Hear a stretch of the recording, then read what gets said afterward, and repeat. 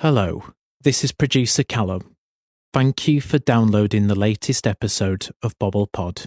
This episode was recorded before the news of Her Majesty Queen Elizabeth II sadly passing away on Thursday the 8th of September 2022. Everyone from Bobble Digital, Bobble Pod and Callum Ronan Creative would like to send our deepest condolences to the royal family. Hello everyone and welcome back to episode 16 of Bobble Pod. This is every fourth episode I always do a Mr. Bobble News Roundup where I bring in questions, news, updates, what's going on, provide my insights and elements like that. The other episodes I tend to focus on a particular topic and value of what's happening there and then, but this one I tend to summarize quickly what's going on. But before I begin, as always, thank you for those that continue to like, subscribe and listen. If you're new, don't forget to like, subscribe and follow our podcast. If you're on YouTube, hello. And don't forget to subscribe and click on that little bell notification. Hopefully Josh does some kind of nice video graphic with my fingers or something there. And we'll put a point arrow there. We'd be much appreciated. And don't forget to always give your feedback at hashtag Mr. Bobble, Ask Bobble. Be really, really useful. Ask questions because we get amazing questions like this one. So as part of the news roundup, I have a really, really good question.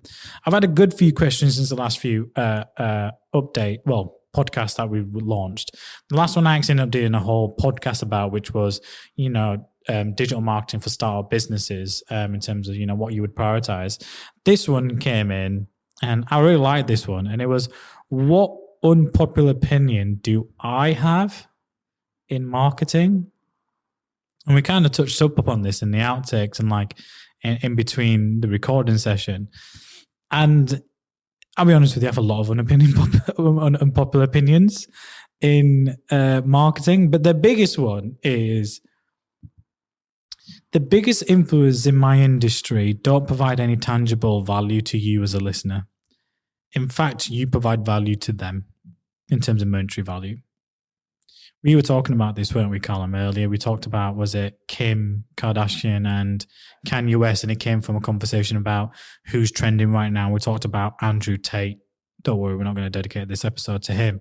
But you were talking about how they could use their platform to do more, but instead, Kim Kardashian has that many followers, for example, and so does Kanye, that they can say anything and pretty much get away with it because their followers are going to still be like, oh no, but I follow that brand. So it's sort of my thinking is that they're in a very privileged position in the sense they're very, very well liked, very well followed on social media. And I sort of always think, wow, what a position to be in, that you're Kanye West or Kim Kardashian and you've got a voice and you can talk to a lot of people, whether that's, through social media, through the media, through everything like that, really.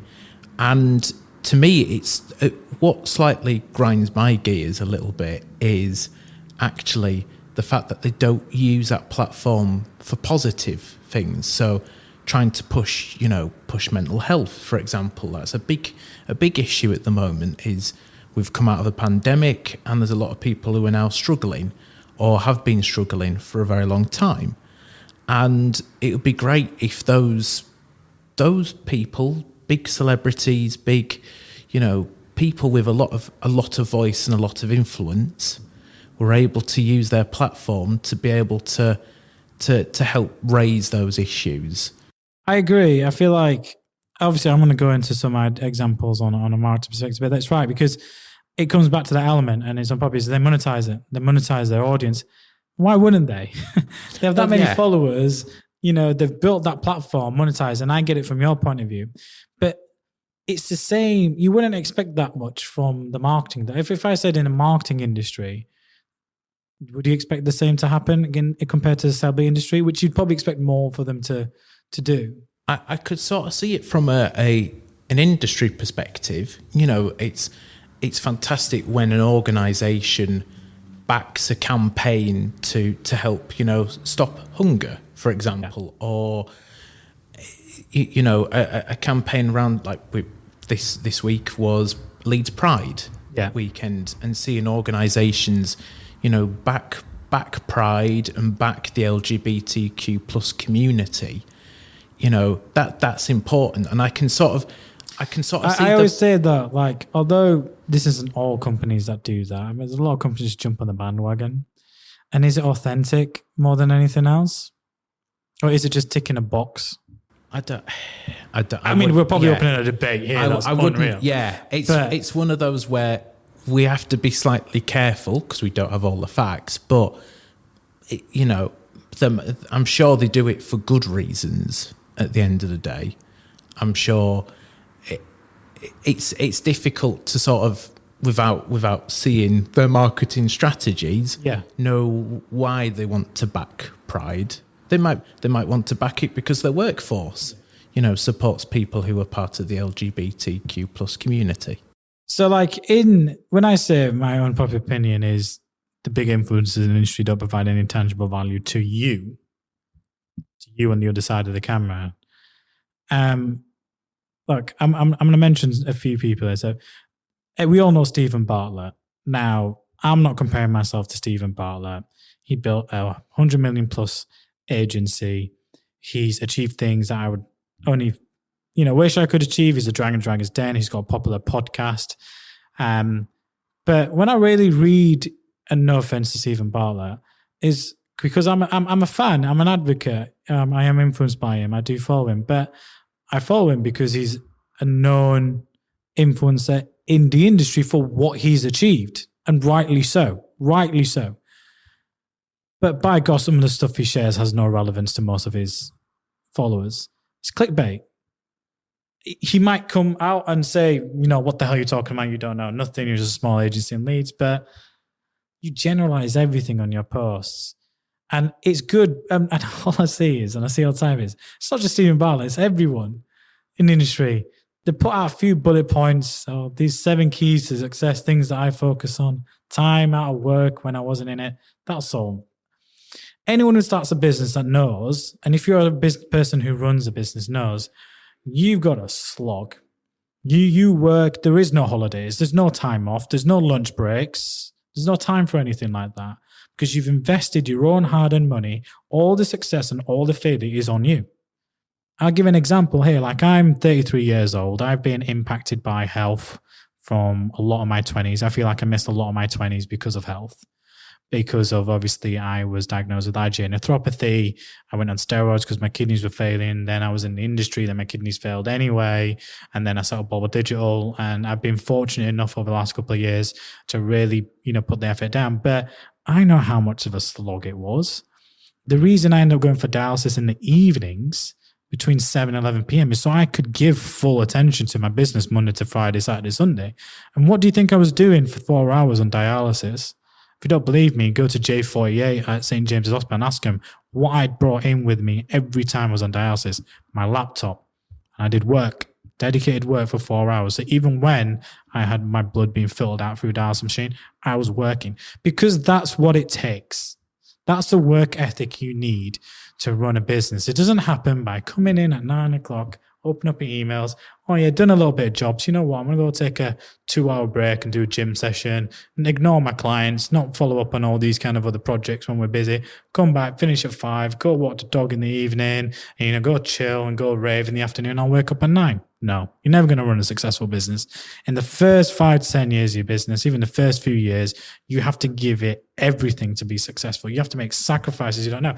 Now, I don't claim to know what Stephen Bartlett's done in his business, but I can only assume and guess based on the fact that in order to build a £100 million plus agency, you don't do that by doing the things he's doing now, when he was probably doing some other things differently, which he's probably preaching now that you should do, which he probably wasn't doing when he started the business.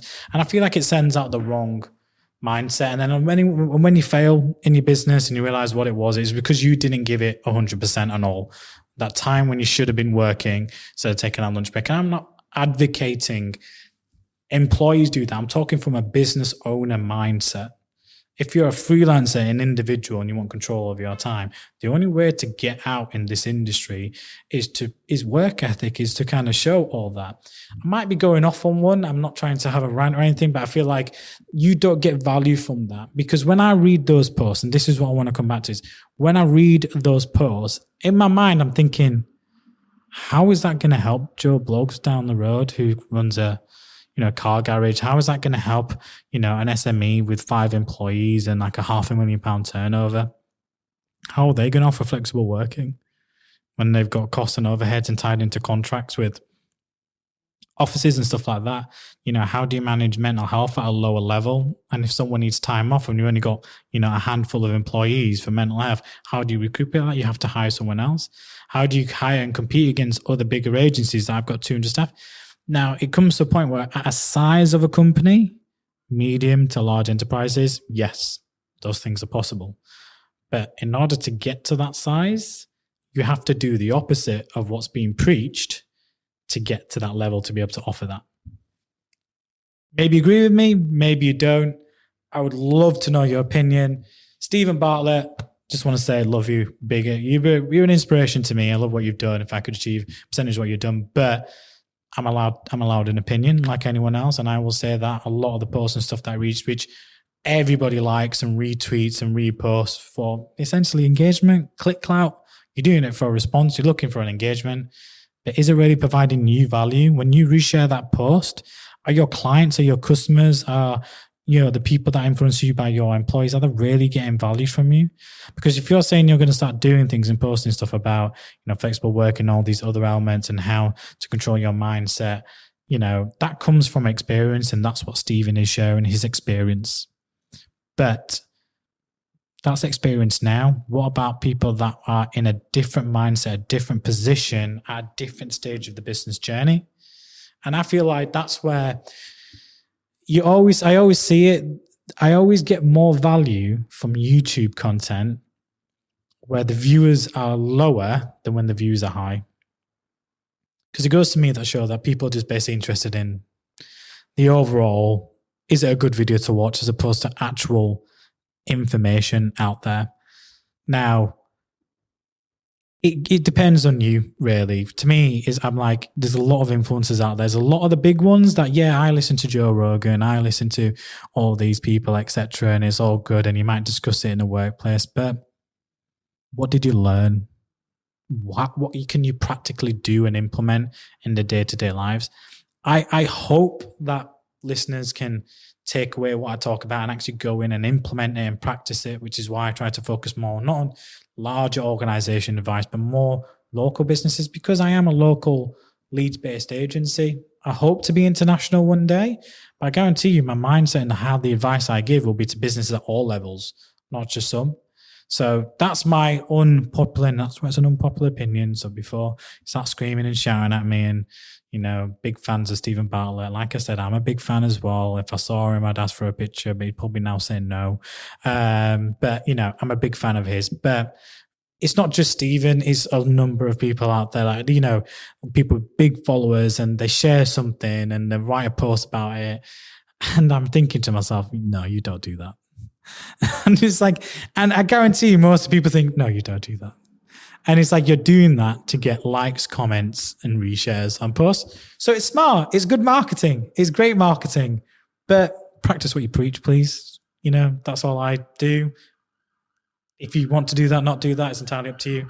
But I absolutely loved the question, though. What is my unpopular opinion? And to me, it's influencers have a role to play, but there's some influencers out there that I guarantee you, and we talked about it with like all the celebrities, they're making money from you, from listening to them tell you stuff that you want to hear, but provides no real value to you. So be careful to what you do listen to. You might turn around and say, well, Manny, I'm doing the same thing, but I'm making no money from this. I invest money into my podcast and my bite-sized events, which is why lunch is free, because I actually am an advocate of digital marketing education and doing it. And that's why I want it to be seen as an expert. You've got to practice what you preach. And we talked about this last time, where your net worth is your network is your net worth. Is that the quote? It's who you know, not what you know. And it's like, essentially, it's practicing what you preach, knowing that, I'm an expert. People buy into people. That's what I want to get down to. People buy into people. Now, people buy into people like Stephen Bartlett, and they should, because he's built a huge international agency, and all credits and a round of applause to him for it. But that advice now